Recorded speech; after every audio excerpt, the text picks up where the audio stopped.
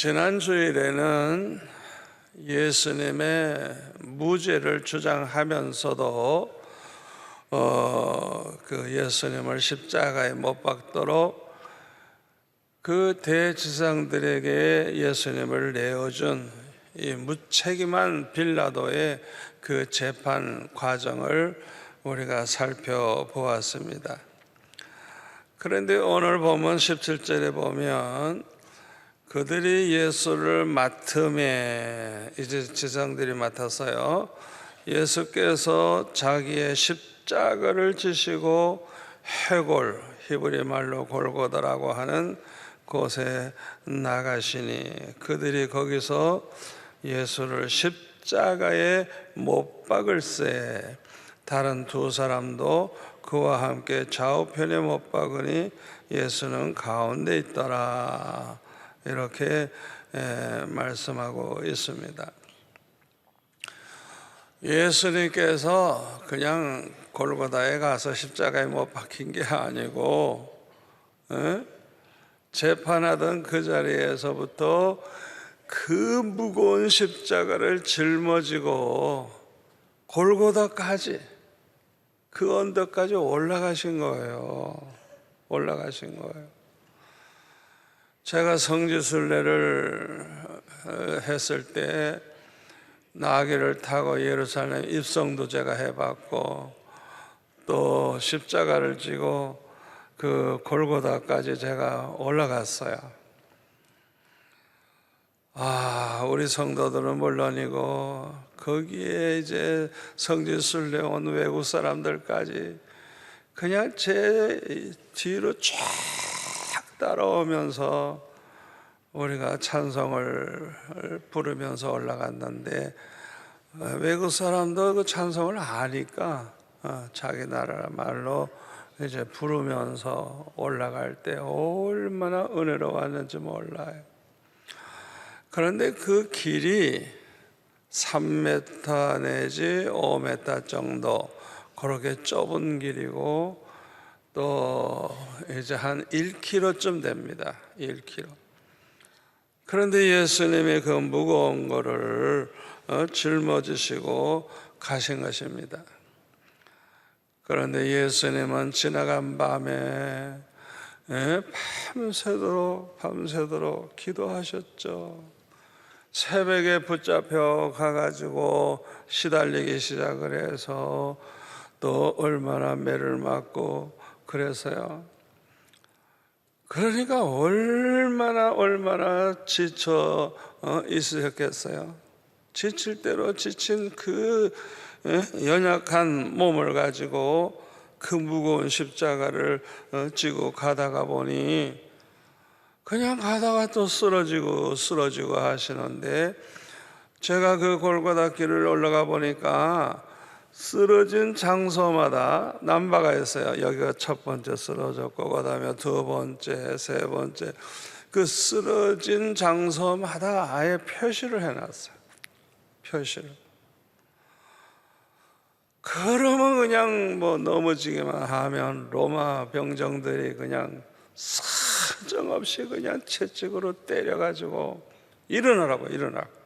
그래가지고 다시 또 짊어지고 가시니까, 아니 가뜩이나 지쳐 있는데 또 그렇게 매를 맞았으니 뭐 그 다음에는 더 빨리 넘어지지, 더 빨리. 그러니까 자꾸 넘어지시는 거예요. 자꾸 넘어져.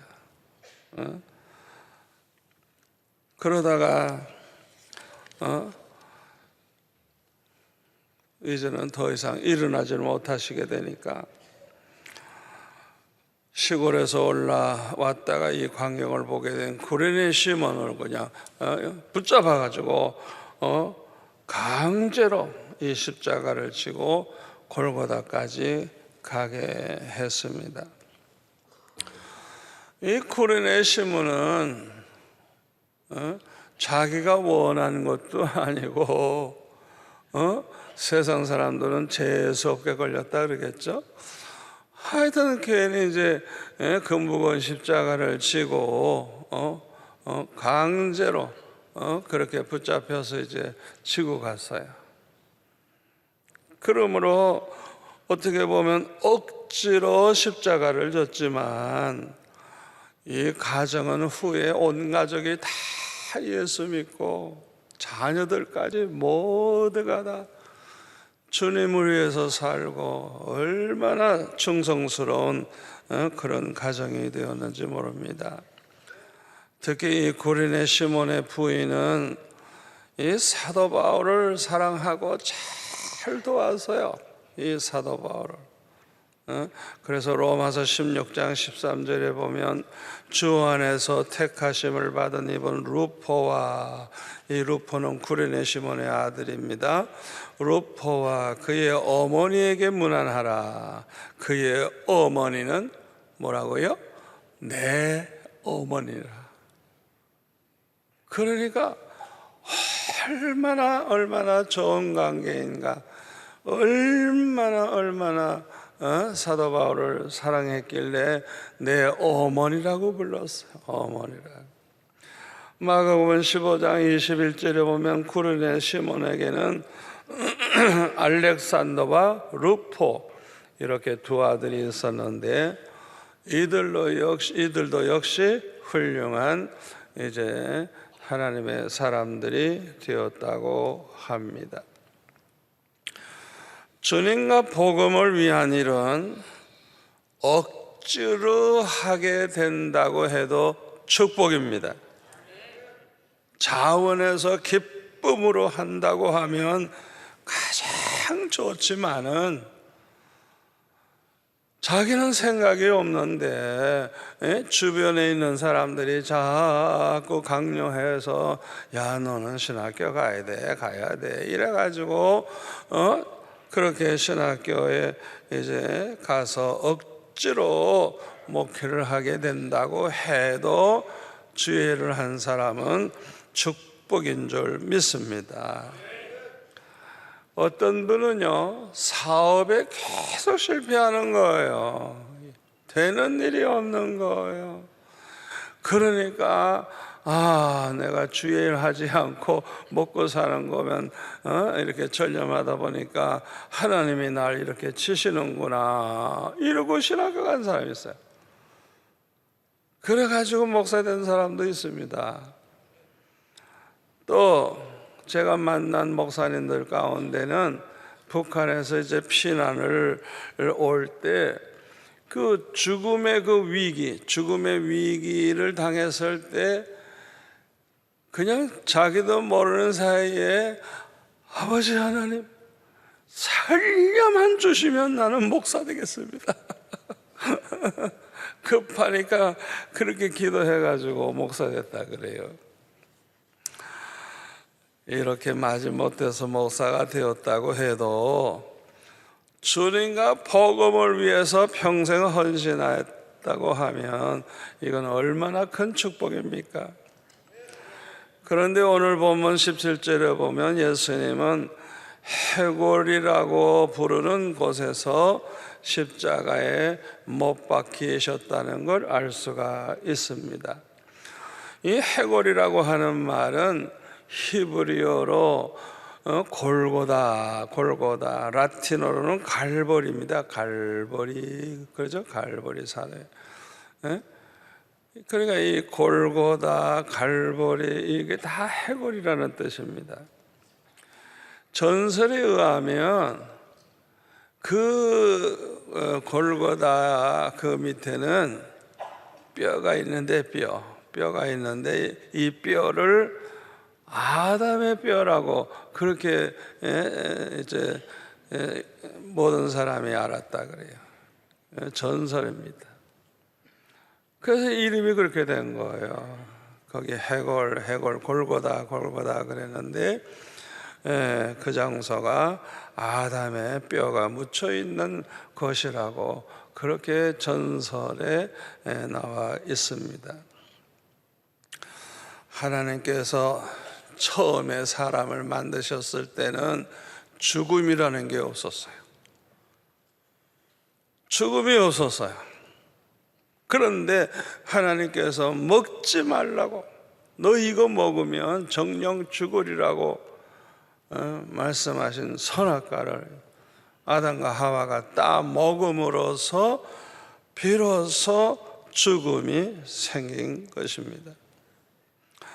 이렇게 첫째 아담이 죄를 범해서 가져온 그 죽음을 예수님께서 우리를 위해 십자가를 지시고 대신 죽어주심으로 우리를 그 사망에서 해방시키고 영생을 얻게 해주셨어요. 아멘. 로마서 5장 14절 이하에 보면 사도 바울은 여기에 대해서 아주 자세하게 설명을 해 줍니다. 그러나 아담으로부터 모세까지 아담의 범죄와 같은 죄를 짓지 아니한 자들까지도 사망의 왕노릇하였나니, 다 죽죠. 아담은 오실자의 모형이라. 그러나 이 은사는 그 범죄와 같지 아니하니 곧 한 사람의 범죄를 인하여 많은 사람이 죽었은즉 더욱 하나님 은혜와 또한 한 사람 예수 그리스도의 은혜로 말미암은 선물은 많은 사람에게 넘쳤느니라.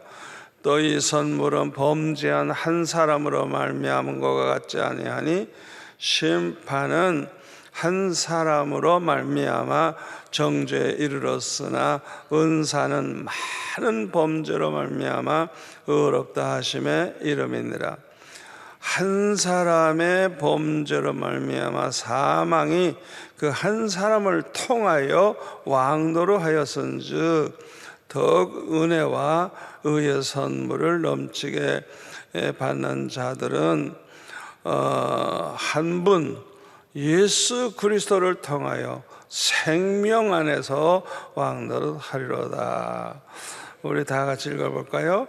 그런즉 한 범죄로 많은 사람이 정죄에 이른 것 같이 한 의로운 행위로 말미암아 많은 사람이 의롭다 하심을 받아 생명에 이르렀느니라. 한 사람이 순종하지 아니함으로 많은 사람이 죄인 된 것 같이 한 사람이 순종함으로 많은 사람이 의인이 되리라. 요 19절 말씀 아주 중요한 말씀이에요. 우리 예수님은 죄가 없으신 분입니다. 그러나 하나님께서 창세전에 택한 백성들을 그들의 죄에서 구원하기 위해서 하나님이 이 세상에 보내실 때에 하나님의 뜻에 순종해서 이 세상에 오셔서 십자가에 못 박혀 죽으심으로 하나님의 뜻을 이루었어요. 다시 말하면 택한 백성들을 그들의 죄에서 구원할 수 있게 해 주신 것입니다. 그래서 아담 하나 때문에 인간은 다 죽게 된 거예요. 그런데 이제 예수님 십자가 지심으로 말미암아 이제 누구든지 저를 믿으면 멸망하지 않고 영생을 얻게 된 거예요. 아멘. 예수님 한 분 때문에 이젠 영생을 얻게 된 거예요. 누구든지 저를 믿기만 하면. 이 얼마나 놀라운 일입니까? 그런데 유대인들은 이 나무 그 십자가 위에 매달려 죽는 건 그건 아주 그냥 저주라고 생각했다 그래요. 저주. 죄로 인해서 죽는 것도 저주지만은 이 십자가에 못 박혀서 이 처참하게 고통 중에 죽는 거는 그야말로 저주 중에 저주죠. 그런데 갈라디아서 3장 13절에 보면 그리스도께서 우리를 위하여 이 저주를 받으신 거예요. 그래가지고 율법의 저주에서 우리를 속량해 주셨어요. 나무 위에 달린 자마다 저주 아래 있는 자라 하였습니다. 이는 그리스도 예수 안에서 아브라함의 복이 이방인에게 미치게 하고 또 우리로 하여금 믿음으로 말미암아 성령의 약속을 받게 하려 함이라. 우리 예수님이 우리가 받은 그 저주를 속량하기 위해서 대신 그 저주스러운 십자가에 못 박혀 죽으심으로 대신 저주를 받으셨다는 거예요. 그러면 예수님 십자가 지시는 순간에 모든 죄는 해결된 거예요. 여러분, 죄 때문에 무조건 지옥 다 가는 거 아니에요. 이제는 누구든지 예수를 믿기만 하면 죄 사함 받고 영생을 얻을 수 있는 거예요. 아무리 죄가 많아도 회개하기만 하면, 예수 믿기만 하면 다 구원받는 거예요. 얼마나 감사합니까? 우리 주님께서 십자가 지심으로 우리가 받게 된 축복이 얼마나 많고 얼마나 큰지 몰라요. 그래서 이사야 53장 5절에 보면 그가 찔림은 우리의 허물 때문이요 그가 상함은 우리의 죄악 때문이라. 그가 징계를 받음으로 우리는 평화를 누리고 그가 채찍에 맞음으로 우리는 나음을 받았도다. 아멘. 우리 주님이 우리 죄를 다 짊어지시고 두 손과 두 발에 못 박히시고 가슴에 창 맞으셔서 피를 다 쏟으시고 머리에 가시관 쓰시고 이 고난을 받으심으로 우리는 모든 우리의 죄와 허물 모든 걸 다 해결했고 우리는 주님 때문에 평화를 누리고 또 나음을 얻게 된 것입니다. 그런데 예수님이 대신 저주를 받으심으로 우리의 저주만 속량된 거 아니에요. 이방인들도 누구든지 예수를 믿기만 하면 다 아브라함의 복을 받을 수 있게 된 거예요. 누구든지. 그리고 성령을 약속해 주시. 성령. 여러분, 성령을 받아야 믿음을 가지게 되고 성령으로 거듭나야 구원받고 성령이 함께 해 주셔야 우리는 승리자가 될 수가 있는 거예요. 그렇기 때문에 우리가 하나님 앞에 기도할 때 가장 좋은 걸 주시는 하나님 앞에 우리가 뭘 바라야 되느냐? 누가복음에서는 구하는 자에게 좋은 것을 주시지 않겠느냐? 대신에 성령을 주시지 않겠느냐? 그러니까 이 세상에 어떤 좋은 것보다 성령 충만함을 받는 것. 여러분 생각해 보세요. 우리가 믿음이 약해서 말씀대로 살려고 해도 못 살고 쓰러지고 넘어질 때가 얼마나 많아요.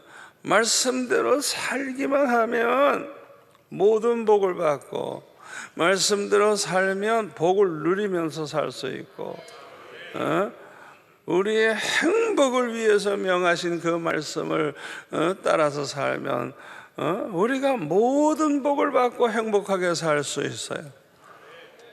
아니 그런데 내 마음대로 되느냐? 이거야 안 되잖아요.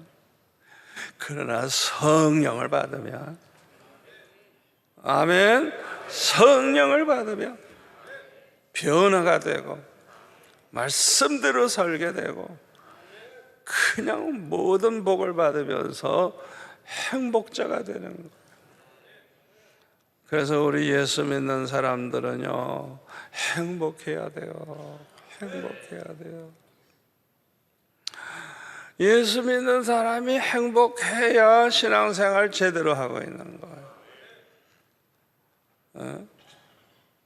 그런데 우리의 기쁨을 빼앗아가고 행복하지 못하게 하는 것이 세상에 얼마나 많아요. 얼마나 많아요. 그럼에도 불구하고 성령 충만하면 그 기쁨이 이루 말할 수 없어요. 얼마나 기쁘고 얼마나 좋은지.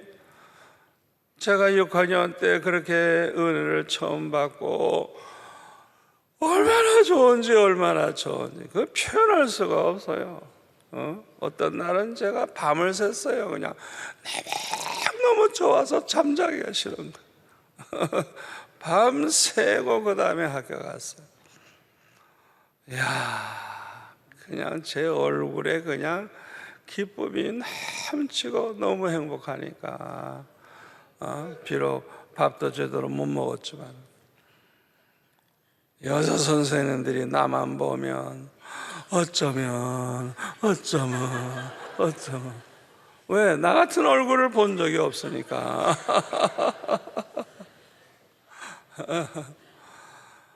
여러분, 우리 예수 믿는 사람이 그런 얼굴을 가지고 행복하게 살아보세요.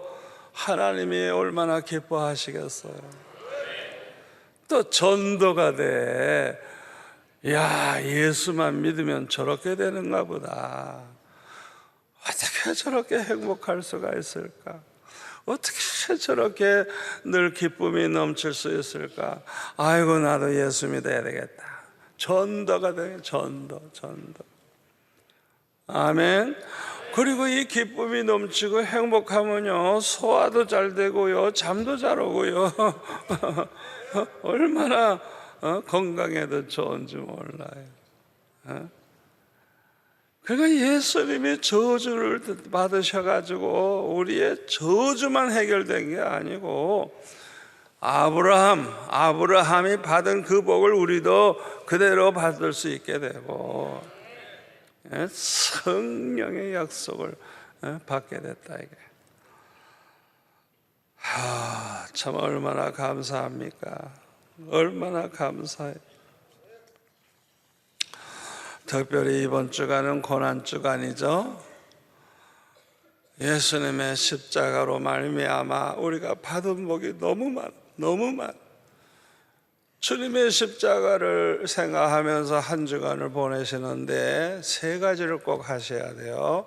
첫째로는 회개하면서 기도하시고 보내시기 바랍니다. 두 번째로는 감사하면서 우리를 위해서 목숨까지 내어주신 주님 앞에 정말 물질로도 감사하고 마음으로도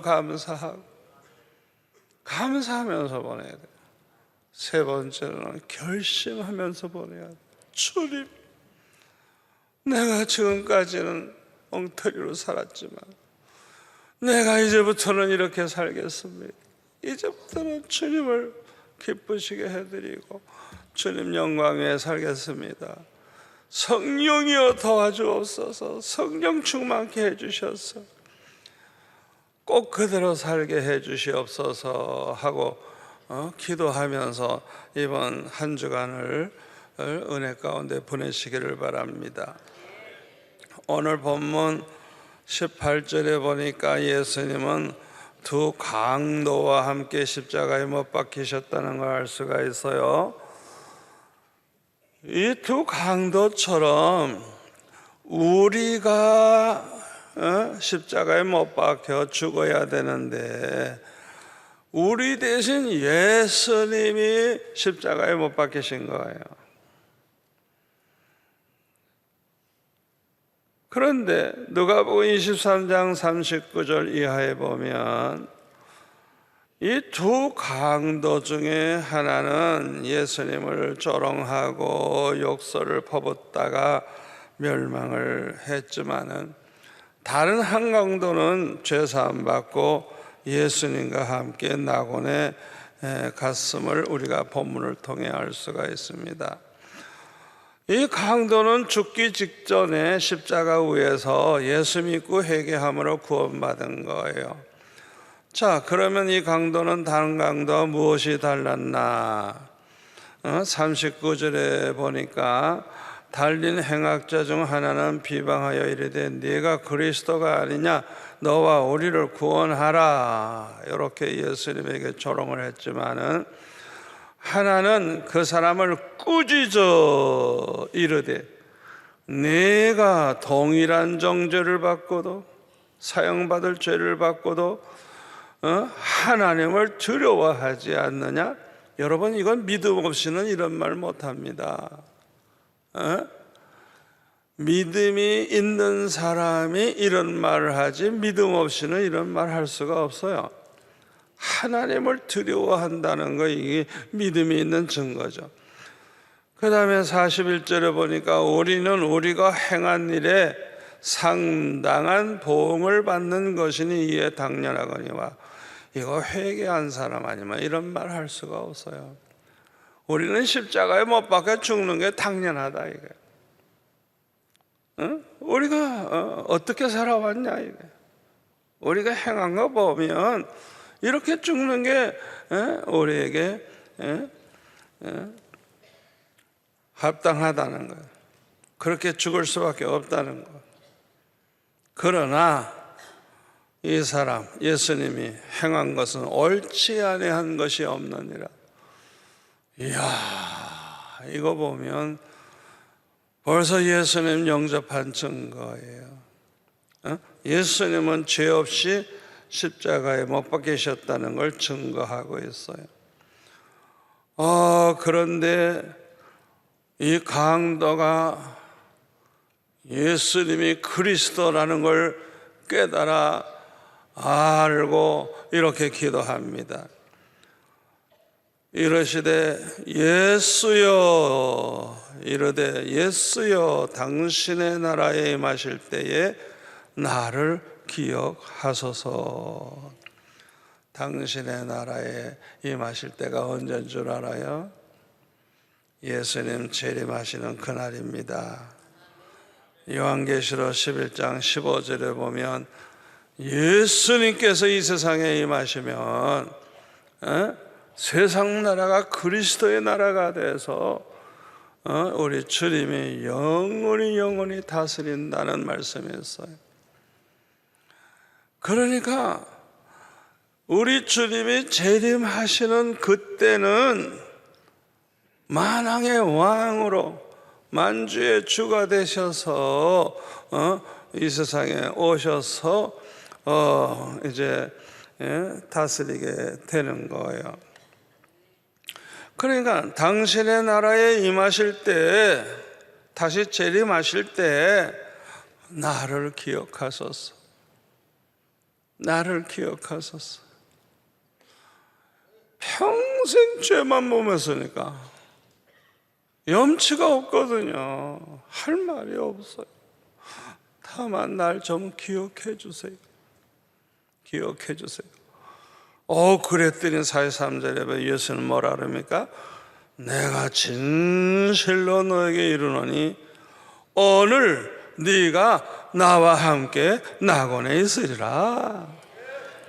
이야, 이 얼마나 놀라운 일입니까? 죄가 없으신 주님이 가시는 그 낙원, 그 낙원에 함께 간다는 거예요. 함께 간다는 거. 자, 이게 뭘 보여주는 거예요? 이 강도의 모든 죄가 이미 사함받았다는 걸 증거하는 거예요. 여러분, 우리가 회개하면요, 죄만 사함받는 게 아니에요. 기억도 하지 않겠다 그랬고요, 더만 해주시겠대요. 여기 더만 해버린다는 건 뭐냐? 분명히 우리가 죄를 범했는데 안 범한 것처럼 모든 죄를 깨끗이 씻어주셔서 우리를 정결케 깨끗하게 해주시는 거예요. 아멘.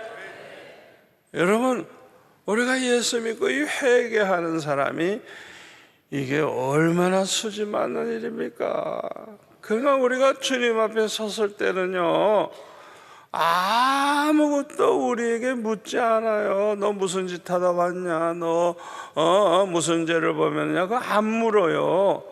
예수 믿고 회개한 사람은 용서만 받는 게 아니라 기억을 하지 아니하신다고, 완전히 도만해 버린다고. 그러니까 세상 사람들은 책에 심판받을 때 자기 평생의 죄가 다 기록되어 있는데 우리는 그 책에 없어. 마치 죄를 하나도 안 범한 사람처럼. 그 우리는 생명책에 따로 이름이 있는 거예요. 믿으세요? 믿으세요? 그러니까 예수 믿고 회개하는 게 얼마나 축복인지 우리가 이거를 알아야 됩니다. 탕자가 돌아왔을 때 그 아버지, 야 이놈아 무슨 짓 하다가 이렇게 와서 이 거지가 돼서 왔구만. 안 그랬어요. 무조건 목을 끌어안고 입을 맞추고 제일 좋은 옷을 입혀주고 가락지 끼워주고 신발 신겨주고, 이 아들은 죽었다 살아난 아들이고 잃어버렸다가 찾은 아들이라고 그냥 뭐 송아지 잡아가지고 잔치를 벌여줬어요.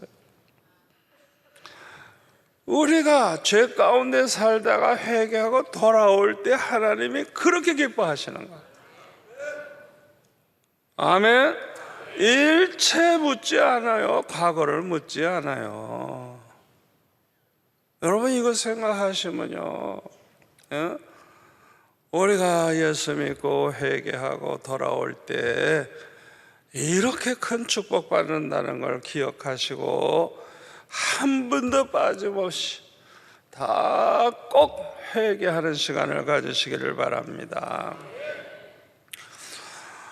이 세상에 죄 없는 사람은 하나도 없습니다. 로마서 3장 10절 말씀대로 의인은 없나니 하나도 없으며 깨닫는 자도 없고 하나님을 찾는 자도 없다 그랬어요. 전도서 7장 20절 선을 행하고 죄를 범하지 아니하는 의인은 세상에 아주 없느니라. 아주 전혀 없다는 거. 선한 일만 하고 죄를 한 번이라도 범하지 아니한 의인은 세상에 없대요. 없대요. 그러나 예수님이 그리스도시요 살아계신 하나님의 아들이심을 믿고 예수님을 영접한 사람들은 누구든지 죄사함 받고 하나님의 자녀가 된다는 걸 믿으시기를 바랍니다. 이렇게 예수님을 영접하고 예수님이 누군지를 알고 예수님을 믿는 이 사람들은 하나님의 특별한 사랑받은 사람들이에요. 그걸 제가 증명해 볼까요? 요한복음 1장 13절에 보면 영접하는 자, 그 이름을 믿는 자들에게는 하나님의 자녀가 되는 권세를 주신다 그랬는데, 이는 혈통으로나 육정으로나 사람의 뜻으로 나지 아니하고 오직 뭐라고요? 하나님께로부터 난 자들이라. 하나님께로부터 난 자들. 하나님이 하신 거예요. 하나님이 예수님 영접하게 하고 예수 믿어서 구원받아 하나님의 자녀가 되게 해주신 거예요. 하나님. 마태복음 16장 17절에 보면 베드로가 주는 그리스도의 살아계신 하나님의 아들이라 고백했을 때, 바요나시모나 내가 복이 있도다. 이를 내게 알게 한 이는 혈육이 아니요 뭐라고요? 하늘에 계신 내 아버지시니라. 예수님이 누군지 알게 되는 거, 그래서 그 예수를 믿게 되는 거, 이거는 하나님의 택한 백성, 하나님이 그렇게 이끌어 주셔서 또 그렇게 알게 해 주셔서 알게 되는 거예요. 그러니 이건 특별한 하나님의 사랑이 아니라고 할 수가 없습니다. 그런데 오늘 본문에 보니까 빌라도는 예수님 십자가 위에다가 명표를 하나 붙였는데 뭐라고 붙였어요? 나사렛 예수 유대인의 왕이라고, 유대의 왕이라고 명표를 붙였어요. 그것도 세 가지 언어로 했어요. 히브리어, 로마어, 또 헬러. 그래가지고 모든 사람이 읽을 수 있도록 그렇게 세 가지 언어로 그렇게 붙여놨다고 했습니다. 이걸 보고 대지성들이 빌라도에게 항의를 합니다. 무슨 유대인의 왕이냐고, 자칭 유대인의 왕이라고 쓰라고 그랬어요. 여러분, 자칭 유대인이라 한다면 결국 예수님은 미친 사람이고 정신병자라고 취급하는 거 아닙니까? 자, 보세요. 예수님이 정말 정신병자같이 자기를 유대인의 왕이라고 그렇게 떠들었다면, 아니 정신병자를 십자가에 못 박을 이유가 뭐가 있어요? 정신병자가 그렇게 말을 했는데. 그러므로 예수님의 명표를 자칭 유대인의 왕이라고 쓰면 예수님을 십자가에 못 박은 이 죄를 빌라도가 다 뒤집어 쓰게 되는 거예요. 아니 왜 그렇게 정신병자를 십자가에까지 못 박느냐 이게. 그러니까 자기가 다 책임을 져야 되는 거예요. 그러니까 빌라도가 뭐라 그래요? 아니다, 내가 쓸 걸 썼다. 아주요, 빌라도가 지혜로워요. 자기 죄가 아니라 이거야. 이건 내 책임 아니라 이거야. 너희들 책임이라 이거야.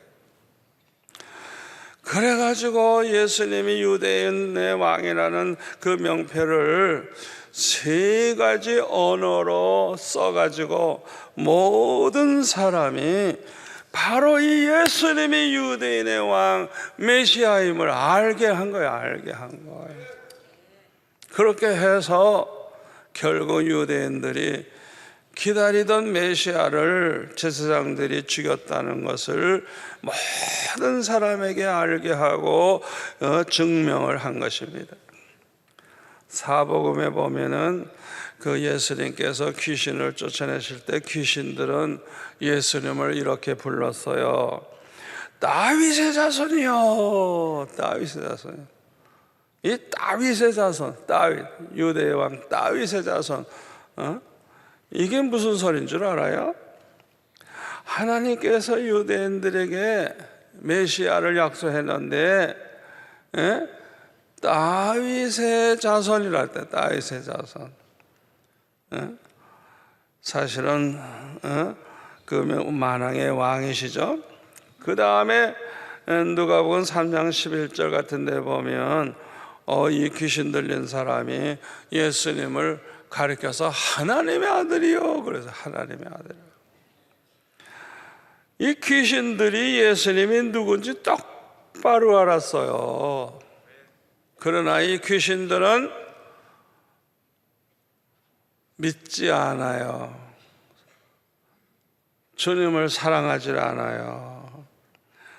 그러니까 알기만 하지 전혀 순종도 안 하고 나쁜 짓만 하고 원수 노릇을 하는 거예요. 그래서 야고보서 2장 19절에 보면 네가 하나님은 한 분이신 줄 믿느냐? 잘 하는도다. 뭐라고요? 귀신들도 믿고 떠느니라. 어떻게 보면 유대인들보다 귀신이 예수님이 누군지 똑바로 알았어. 똑바로. 다윗의 자손이요.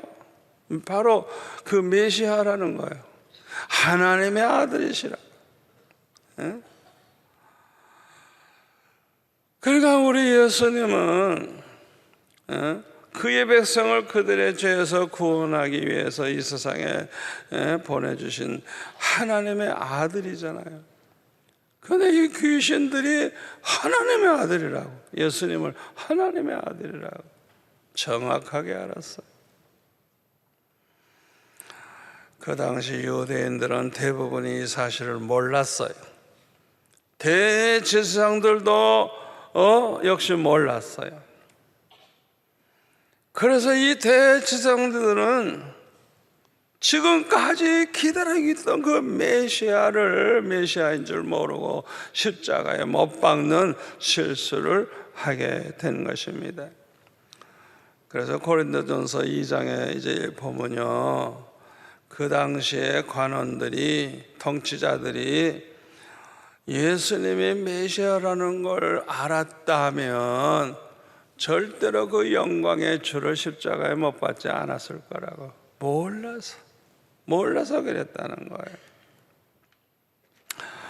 그래서 누가복음 23장 34절에 보면 예수님이 십자가 위에서 기도하시죠. 아버지여, 이 죄를 저들에게 돌리지 마옵소서. 이들이 알지 못함이니이다. 몰라서 지금 이렇게 예수님을 십자가에 못 박고 있으니까 저들의 죄를 저들에게 돌리지 말아달라고 예수님을 십자가에 못 박을 원수들을 그렇게 사랑하시고 그들을 위해 기도해 주셨어요. 저와 여러분도 예수님을 본받아야 될 줄로 믿습니다. 그래서 마태복음 5장 44절에 뭐라 그래서요? 네 원수를 사랑해라. 그 다음에 너희를 박해하는 자를 위해 기도해라. 예수님처럼 하라는 거예요. 예수님처럼. 이와 같이 한즉 하나님의 아들이 되리니. 예? 우리가 구원받은 하나님의 자녀라고 하면 마땅히 예수님처럼 살아야 돼요. 예? 원수까지도 사랑하고, 지금 괴롭히고 있는 그 사람 그냥 저주하고 싶죠. 그냥. 그러나 사도 바울이 로마서 12장 14절에 말한 것처럼 저들을 축복하며 기도해 주는 자가 돼야 돼요. 우리가 그러면 하나님도 감동받으실 거예요. 우리가 그렇게 하는 걸 보면 세상 사람도 이야, 세상에 예수 믿는 사람처럼 좋은 사람이 없구나. 이게 얼마나 전도가 되겠어요. 우리는 예수님을 본받아야 돼요. 우리는 원수를 사랑할 뿐만 아니라 우리 형제를 당연히 사랑해야 돼요. 에? 우리가 그렇게 해야 하나님의 자녀예요. 요한일서 3장 10절에 보면 하나님의 자녀와 마귀의 자녀가 드러나나니, 뭘 보면 알아요? 형제를 사랑하지 않고 불의한 짓을 해 자꾸 남을 괴롭히고, 그 사람은 하나님께 속한 자가 아니래요. 마귀의 자식이라는 거예요. 마귀의 자식. 그러나 이와반대로 우리가 그들을 사랑하고 그들에게 불의를 행치 아니한다면 우리는 하나님의 자녀라는 거예요. 하나님의 자녀. 요한일서 3장 14절에 보면 형제를 사랑함으로 사망에서 생명으로 옮겨진 줄을 알거니와, 형제를 사랑하지 않는 자는 사망 가운데 있느니라. 구원 못 받았다는 거예요. 그러니까 우리 예수 믿는 사람들이 이 중요한 성경 구절을 놓치고 살면 안 돼요. 목사님들도 이 말씀을 놓치고 살아. 그래가지고 그냥 자기 마음에 안 들면 미워하고 욕을 하고 그냥. 이 말씀대로 보면 그 목사님은 하나님의 자녀가 아니야. 마귀의 자녀. 그러니까 교회에 문제가 많지. 마귀의 자녀가 설교를 하고 있으니 얼마나 기가 막힌 거예요. 여러분, 성경은 그대로 믿어야 돼요. 이 성경, 하나님의 말씀, 이 진리를 그대로 믿어야 구원받는 거예요. 이 진리를 그대로 믿지 않고 불의를 좋아하는 자들은 심판을 받으리라. 데살로니가 후서 2장 12절에 말씀하고 있죠. 오늘 본문 23절에 보면 십자가에 못 박히신 예수님이 고통 중에 신음하고 계실 때 그 십자가 밑에서는 로마 병정들이 예수님의 그 옷을 서로 갖겠다고 하다가 보니까 할 수 없다, 우리가 이걸 제비 뽑자 이래가지고 제비를 뽑아서 나누었다고 하는 기록이 있습니다. 이 얼마나 기가 막힌 일입니까? 지금 우리 예수님이 피투성이가 돼가지고 그냥 그 고통 중에 신음하고 계시는데 아니 그 예수님 벗어놓은 옷을 서로 갖겠다고 제비를 뽑았다는 거예요. 그 당시에 이 십자가의 형을 집행할 때 먼저 옷을 다 벗긴대요. 그리고 그냥 죽으라고 때리고 정신없게 해가지고 그걸 또 이렇게 십자가를 눕혀놓고 그 위에 눕게 해서 이 양손에 못 박고 다리에 못 박아서 그 다음에 그걸 세우는 거예요. 우리 예수님은 가시관까지 쓰셨잖아요. 그러니까 이 가시를 확 그냥 이렇게 머리에 그냥 확 찔러 넣어가지고 그냥 거기서 나오는 그 피가, 얼굴은 물론 그 피가 온몸에 흘러내렸을 거예요. 또 그동안 얼마나 채찍질을 당했어요. 그러니까 그 채찍에 맞은 자리마다 살점이 막 떨어져 나가고 그 피가 나와서 온 몸이 다 그냥 피투성이가 되어 있으셨을 것입니다. 그런데 이 로마 병정들은 아무 일도 없다는 듯이 그 밑에서 그 옷을 서로 갖겠다고 제비를 뽑았으니 이게 어떻게 인간이라고 할 수 있겠어요? 그야말로 이거는 아주 그냥 짐승보다 못한 인간이라고 말하지 아니할 수가 없어요.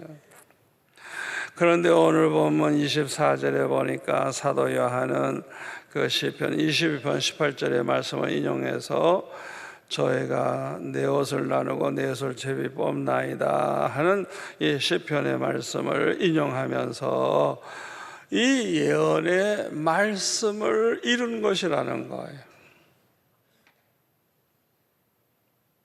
그러니까 구약 시대에 이미 예언이 되어 있었는데 그 예언의 말씀대로 성취됐다는 거예요. 그러니까 요 제비 뽑게 되는 거 요거 하나까지도 하나님의 말씀의 성취를 보여주는 거예요. 앞으로도 마찬가지입니다. 작은 것까지 성경에 예언된 말씀대로 된다는 거 믿으시기를 바랍니다. 그래서 우리가 열심히 성경을 읽어야 돼요. 주님이 이 마지막 때에 대해서 어떻게 말씀하셨는지. 요한계시록도 주님이 그 반모섬에서 그 요한에게 말씀한 걸 기록한 건데요. 주님이 말씀하신 거예요. 그러니까 주님이 뭐라고 말씀하셨는지 우리가 잘 봐야 돼요. 그리고 그대로 된다는 걸 믿으셔야 돼요. 우리는 미래를 알고 살 수 있는 거예요. 우리 하나님은 신실하신 하나님, 말씀하신 대로 이루시는 하나님. 우리는 그 신실하신 주님의 말씀을 믿고 예수님 영접함으로 우리는 그거를 믿음으로 하나님의 자녀가 됐어요. 그리고 우리에게 약속하신 성령을 우리에게 주셔서 그 성령으로 말미암아 믿음으로 살고 그 성령으로 말미암아 여러분이 이 자리에 나온 거예요. 평생 영원히 떠나지 않겠다 그랬어요. 우리를 진리 가운데로 인도해 주시겠다 그랬어요. 세상 끝날까지 이 성령의 도우심을 받음으로 우리가 다 택한 백성은 100% 승리한다는 걸 믿으시기를 바랍니다. 하나도 잃어버리지 아니하고 마지막 날까지 다 생명을 얻게 해주시겠다고 예수님 말씀하셨어요. 이번 주간 특별히 고난 주간 맞이해서 오늘 주신 말씀 생각하면서 세 가지 하라 그랬죠? 첫째가 뭐예요? 회개하고, 둘째 감사하고, 셋째 결심, 새로운 결심. 주님을 위해서 결심을 하면서 난 앞으로 이렇게 주님을 위해 살아야 되겠다, 그렇게 하면서 이번 주간을 보내시기 바랍니다. 기도하겠습니다. 아버지 하나님 감사합니다. 오늘 주신 말씀이 평생의 복이 될 줄로 믿습니다.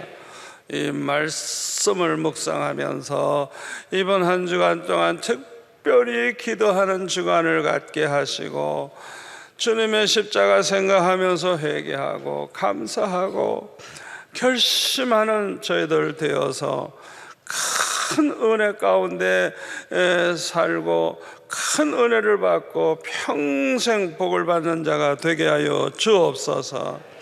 예수님의 이름으로 기도합나이다. 아멘.